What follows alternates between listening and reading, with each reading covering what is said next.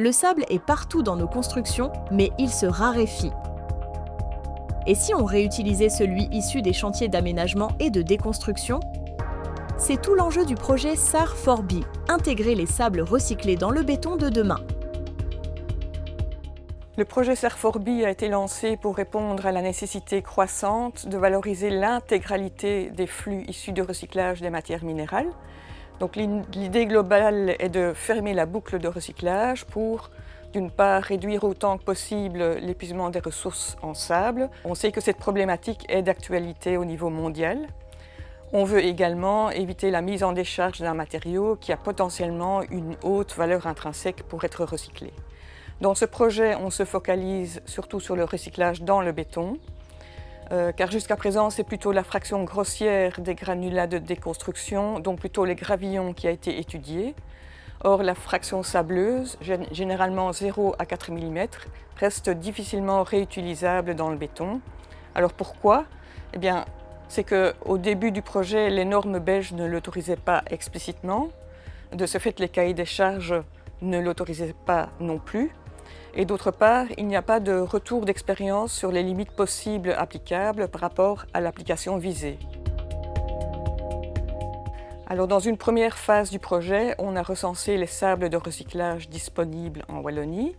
Ces sables ont été cartographiés, ce qui permet à l'utilisateur d'avoir une idée de la distance de transport entre le site de production de sable et la centrale à béton. Par la suite, une partie de ces sables a été caractérisée préalablement à la phase de fabrication de béton. Dans la suite du projet, des bétons ont été formulés en remplaçant progressivement les sables naturels par ces sables recyclés. Les sables finalement utilisés, qu'ils soient lavés ou non, sont des sables de concassage de béton, des sables issus de recyclage de matériaux mixtes et même de mélanges dits de type terre-caillou. Dans ce projet, les applications à haute valeur ajoutée sont privilégiées, donc aussi bien les bétons de structure pour bâtiments, ouvrages de génie civil et les revêtements routiers. Les essais en laboratoire ont permis d'évaluer le comportement du béton à l'état frais, ses performances mécaniques et aussi sa durabilité, notamment face à la carbonatation, à la diffusion des chlorures et au cycle de gel-dégel. Et enfin, les résultats ont été validés sur le terrain en partenariat avec des acteurs industriels.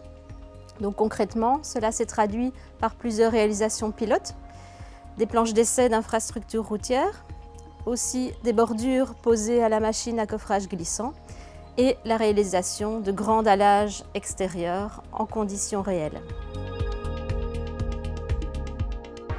Alors, on est ici à Floreffe sur notre centre de recyclage où on a vraiment une unité complète qui permet de laver des matériaux pour produire du sable et des granulats. Et juste derrière, on va implanter une centrale à béton qui permettra de faire du béton prêt à l'emploi, des bétons maigres, pour retourner sur les chantiers de construction. Donc, on récupère les déchets, on les traite et on en refait du béton qui est le matériau à la plus haute valeur ajoutée dans les matériaux de construction. Et tant qu'à faire, autant faire ça de manière tout à fait circulaire. Et donc, notre propre chantier d'aménagement est réalisé avec du béton, 100% sable et granulats recyclés, produits sur place, et c'est ce qu'on voit derrière nous pour le moment. Les résultats du projet SAR4B sont très encourageants. Ils enrichissent nos connaissances techniques sur les sables recyclés, ils renforcent la confiance du secteur dans ses pratiques de recyclage, ils participent, avec d'autres initiatives, à faire évoluer la réglementation belge vers des bétons plus durables et circulaires.